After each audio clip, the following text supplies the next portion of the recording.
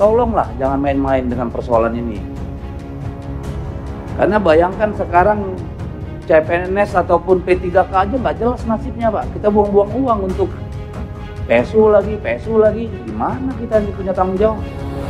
Selanjutnya mungkin kita akan lakukan pendalaman. Saya persilahkan dari anggota yang sudah hadir dari PDP, Pak Dedi. Iya pimpinan, terima kasih. Sebelum saya mulai pertanyaan, mungkin saya ingin kepastian saja bahwa seluruh anggaran yang dibutuhkan untuk PSU menjadi beban kabupaten, kota, dan provinsi ya Pak. Tidak ada tanggung renteng pemerintah pusat. Semuanya dari daerah. Izin Pak mic-nya Pak. Per hari ini hanya Pasaman dan Bovendigul yang minta waktu untuk mereka melakukan adjustment lagi. Seperti Pasaman itu anggarannya 1,4 triliun Pak PWD-nya Pak. Intinya kan Pak Menteri bahwa anggaran untuk PSU ini semua menjadi tanggung jawab daerah ya. Kan itu nih kesimpulannya. Ya, Itu Pak. skenario kami yang paling utama. Oke, baik. Yang kedua pertanyaan saya, mungkin ini mohon maaf Ketua, interaktif aja. Total seluruhnya defisit berapa Pak? Total seluruh biaya yang dibutuhkan semua lembaga ini berapa Pak untuk pelaksana, termasuk TNI Polri? Karena ini bingung-bingung nih, kita lihat banyak tabel-tabelnya ini. Belum ada. Tabel Sudah ada itu tabel sinkronisasi rincian, Pak. belum? Ini data. Tapi ini tadi kami terjemahkan, rincikan dalam tabel. Kalau gini aja kan nanti nggak ada data pendukung Pak. Tadi data pendukung yang kami sampaikan rinci tadi detail dan kami share. Tapi ini kami sudah rekap secara seluruhnya seperti ini. Jadi KPUD 429 sekian miliar, Bawaslu daerah 1,2 miliar, TNI 38 miliar, Polri total 719 miliar. Oke, Bapak Bawaslu dan Pak KPU ini mendekati nggak angkanya dari Pak Menteri? Ini kayaknya masih angka lama ini. Karena KPU dari 429 sudah turun jadi 392. Ini data Pak Ini Oh, plus yang dua Iya, tambahan ya. untuk KPU plus 2 yang kotak kosong menang diulang. Jadi KPU berapa Pak? Bisa catat Pak. Total biaya yang dibutuhkan Pak. 392.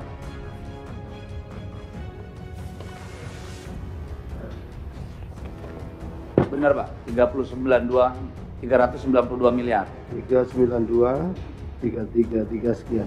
Oke, Bawaslu Pak. 164 560. 164 560.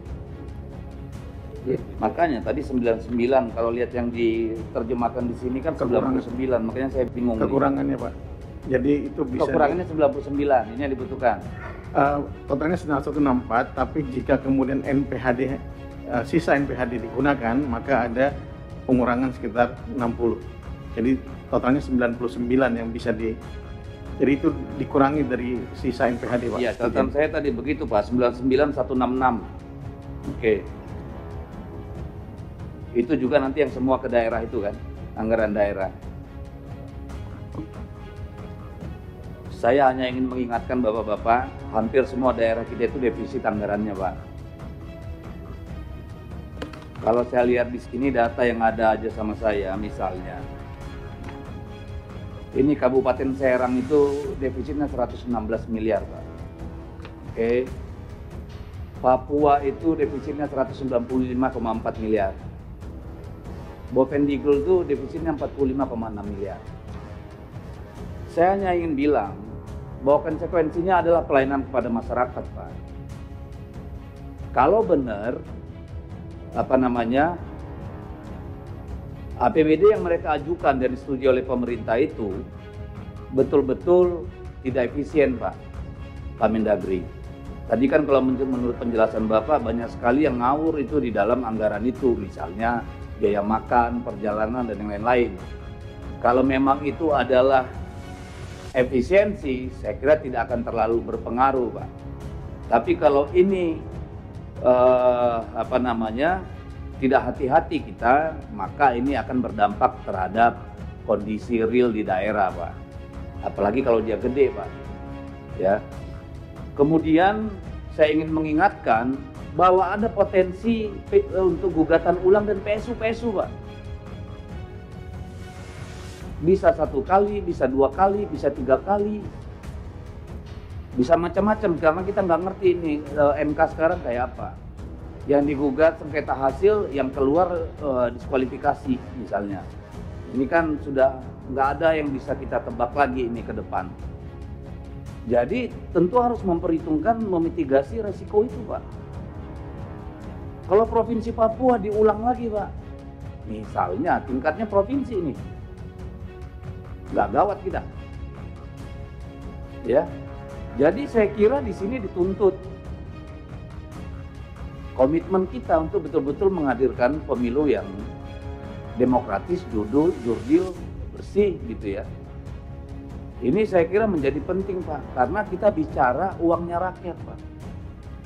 Kita bicara pelayanan kepada publik, bukan IO event pilkada, Pak. Tolong value for money, Pak. Jangan kita membebani rakyat kita karena keteledoran pelaksana, pengawas, dan peserta pemilu, Pak. Tolonglah jangan main-main dengan persoalan ini.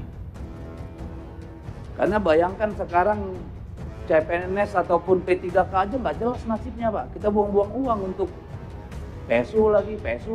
Gimana kita ini punya tanggung jawab? Jadi tolonglah perhatian terhadap hal itu, Pak.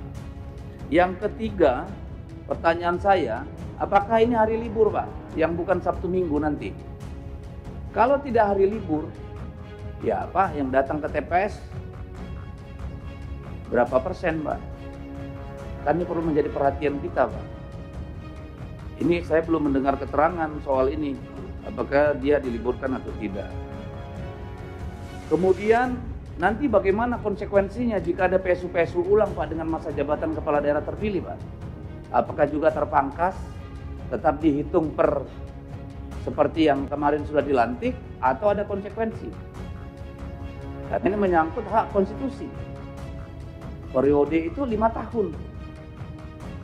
Ada hal yang harus kita jawab di situ. Kalau nanti pelantikan misalnya jadinya Agustus atau November 2025, apakah dia kehilangan hak konstitusinya tidak penuh 5 tahun? Apakah ada justifikasi untuk itu? Kan perlu dipikirkan. Ya. Lalu kemudian nih kepada KPU, Pak, tentang kampanye dan tahapan.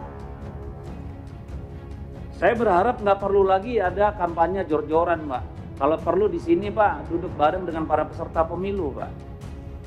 Yang paling penting itu seluruh rakyat di daerah itu, seluruh pemilih tahu siapa pasangan calon dan apa yang diperjuangkan. Dan itu bisa lewat brosur, Pak.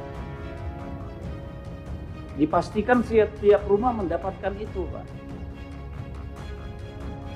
Apalagi yang yang tidak mengganti pasangan calon atau hanya wakilnya yang diganti, Pak, nggak signifikan, Pak. Untuk kemudian tahapan pemilunya seperti tahapan pemilu yang normal, Pak. Ini tolong jadi perhatian, Pak. Supaya apa? Kita bisa mengawasi pemilu itu lebih bersih, Pak. Karena kalau terlalu ramai di lapangan, Pak, yang bermain politik uang dan sembako nggak terdeteksi, Pak. Tapi kalau dia betul-betul di-manage kampanyenya, kita bisa berharap pemilunya jadi lebih bersih. Itu kalau menurut saya. Yang kelima, saya ingin mengingatkan bahwa efisiensi jangan mengorbankan kualitas, Pak. Ya, karena resikonya nanti mengulang lagi, rugi juga kita. Jadi efisiensi itu betul-betul tetap dengan konsep tadi, value per money, tapi kualitas tetap. Ya, jangan sampai hanya efisiensi, tapi hasilnya nanti di belakang kita ngulang-ngulang lagi. Yang terakhir nih ke KPU, Pak. Apakah calon yang baru, kan ada juga tuh yang calon bupatinya diganti, itu ngulang dari awal nggak, Pak? Visi misi segala macam, Pak. Karena beda orang kan tentu sudah beda konsep berpikirnya, Pak. Jangan sampai nanti mereka digugat lagi ke KPU karena menyertakan dokumen yang lama.